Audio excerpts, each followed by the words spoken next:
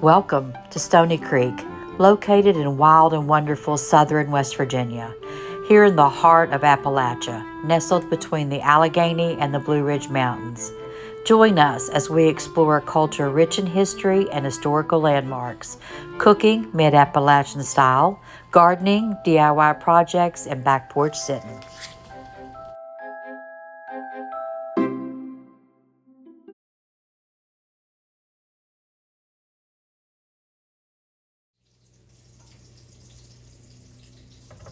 Okay, let's make a pan of cornbread to go with our supper this evening.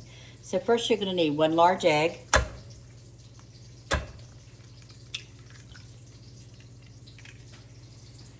then we're going to use our cornmeal. I use a self-rising cornmeal and I use Hudson Cream. That's my favorite. That was my grandmother's, that was my mother's. That's just what we liked. It's a very good flour.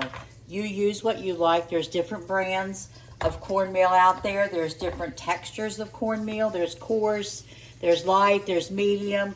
Hudson Cream is a light texture, and that's what we like. I really like it. It never fails me. It makes delicious cornbread and fluffs up so nice. So this is 1/4 of a cup, so I'm going to put 4 to start with. So that's at least a cup. Let's put a couple more so that we know that we'll have 1.5 cups in here. Now, I do not make a lot. I make a small pan for Tim and I because it will go to waste if I make a bigger pan.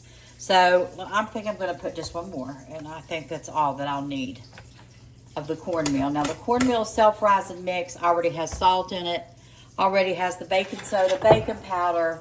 It's already in there, so you don't need to add it. You will need to add some fat, so I use vegetable oil.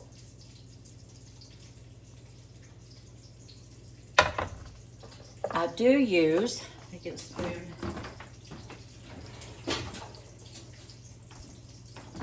I do use just a couple of small spoons of sugar. You don't have to use sugar by any means. I don't use enough to make it sweet like cake. I just use a little bit to help offset. The corn can sometimes have just a little hint of bitterness to it or dryness to it that gives it an off taste. And then I use buttermilk. So to me, the little bit of sugar that I use offsets the taste of the corn and does not cause it to, I've heard some people say, oh, I don't want my cornbread to be like cake. Well, this isn't cake. It's made with cornmeal, and it only has less than 2 tablespoons of sugar in it. So this isn't cake. This is cornbread. So then you want to use your whole milk buttermilk.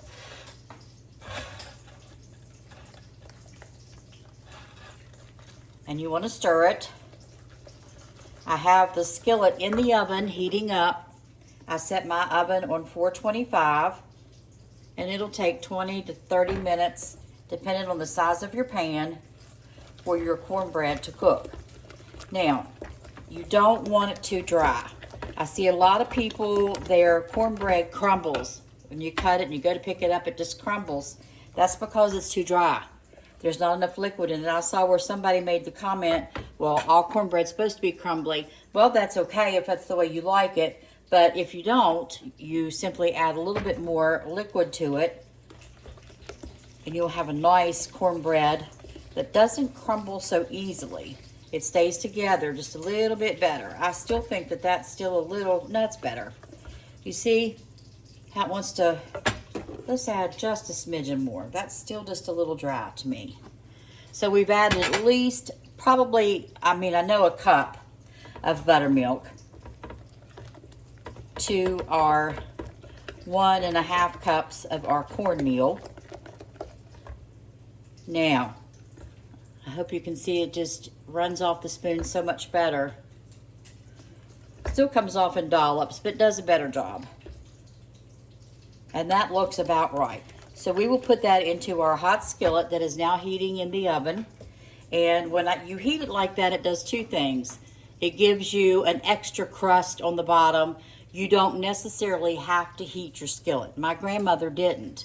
And she said, you don't have to heat your skillet to get a crunchy bottom. She had perfect cornbread every time. And I agree with her. The main reason that I do it is not so much for the crispy bottom, because you can get it, you know, kind of crispy without it, is because it ensures that it won't stick in my iron skillet. You heat your iron skillet really, really good. Pull it out, put your oil in it, then put your batter in it, and your cornbread just comes out slick as a whistle. So that's my main reason for preheating my skillet in the oven before I put my mix in there. So I'll check on this and see if the skillet is hot enough, and then we'll get it baking. Okay, here's our hot skillet, and as you can see, I don't make a big pan for Tim and I. I'm going to put my oil in, and I use just a good grade of vegetable oil. You can use shortening, you can use lard. I'm used to shortening or vegetable oil is what I grew up on. So I'm going to put our batter in. I don't think you can see it, but it is sizzling, and that's what you want. You want it to just be hot enough that you're getting a little bit of sizzling on that cornbread. See that? Already frying and cooking around the edges? That's perfect. Now make sure you don't touch your hot skillet, and we'll put it back in the oven to finish baking. Okay, so this is our frozen ramps. I bought these last spring, cleaned them, and froze them in the food saver containers. And it's going to be time to fill our freezer again soon, so I wanted to use them up, not to mention I absolutely love ramps. I mean, I love them. It's one of my very favorite dishes. These up so that when we cook them, they're in more of a bite-sized piece than just the whole ramp. This spring when they come up and I buy some more, I'll do a video on how to clean them and how to cook fresh ramps, which is practically the same thing. And fresh is better. I can't say that it's not. I'd be fibbing. But if you freeze them like these, or my grandmother would put them in a glass jar, a mason jar, but fill the jar with water. And they did not get this freezer burn very well. Of course, if you can see, I don't know if you can tell in this, but when it's contained in these packages and there is no air, they freeze very well. These are still frozen in the middle, so I'll cut them here and spread them out and let them get thawed out before we cook them in the skillet. Now, how we cook them is I fry a whole 12-ounce package of bacon and fry them in the bacon grease. Now, these are like any other green that you go to cook. These are I know you're probably thinking that looks like a lot. It will be like spinach or any other green. When you get it in the heat, it's going to wilt down. So I'm going to go ahead, since this is a small package, really isn't enough on its own to be a meal. I'm going to go ahead and cook this package with it. And that way, I can have leftovers tomorrow.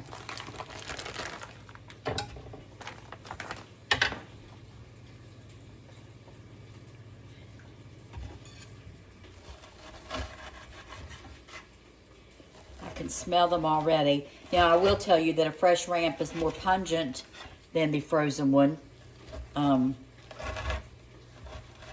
my grandmother, when she fixed them, fresh ramps, she would boil them or parboil them actually in some water, and that put off a lot of the odor, and it also took away from some of the a really heavy taste of the ramp, which I don't mind, and neither does Tim, because I like the small ramps. As you can see, the bulbs here on the end of these ramps are not very big.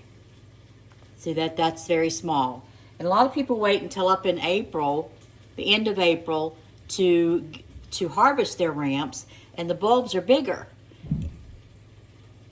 And that's not nearly, to me, I don't like those as well. They're not as tender, and they have definitely a more pungent flavor to them, stronger flavor to them. So we're going to let these thaw out here. I've got my bacon cooking, see if the grease is ready, and then we'll cook our ramps.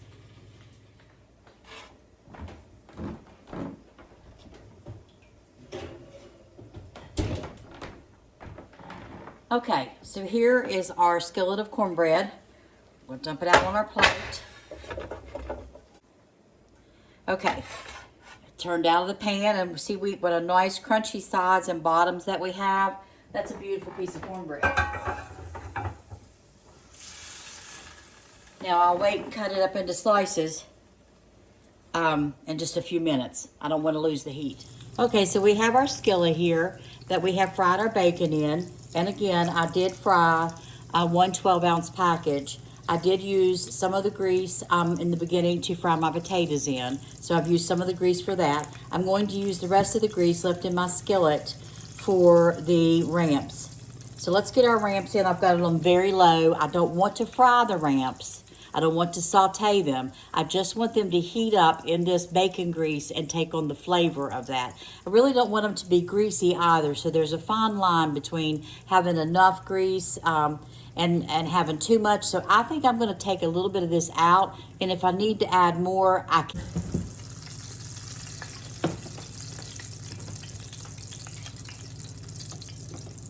Okay.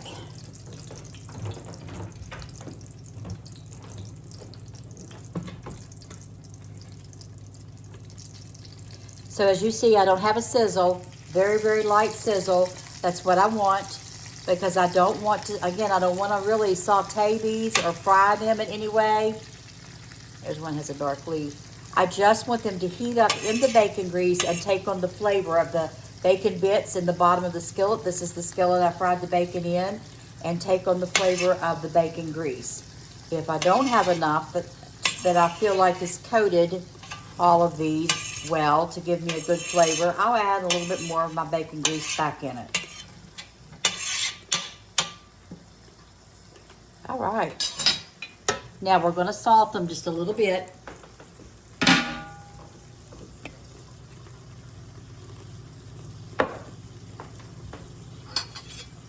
going to get them out in the skillet very well.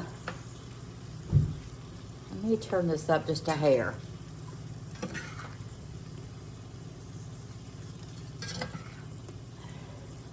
So you see, and this will even shrink down some more. This will wilt down some more. You see how much those two packages made of the ramps. They're like all other greens. They will wilt. Okay, so I'm going to put a lid on these, and we're going to watch them for a few minutes and see if we have enough grease in them. Okay, I'm going to scramble up an egg with a little bit of milk in it. Most people will scramble several eggs in their ramps. I'm not a fan of eggs. They actually hurt my stomach, so I usually try to leave them out. I'm going to put this one in it to show you that it is traditional to cook them this way. It's how most people cook their ramps.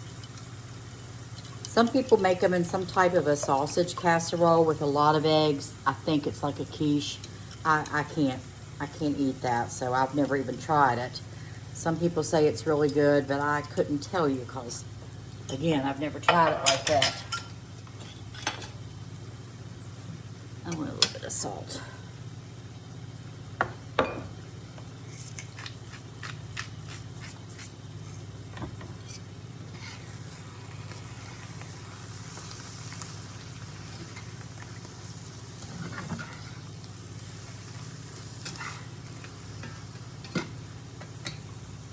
Okay, and there you have it. There is traditional West Virginia ramps with your bacon, your crumble up on top of your ramps, your side dish is your fried potatoes, and then of course your cornbread. And that's your meal. Thanks y'all for watching. See you next time.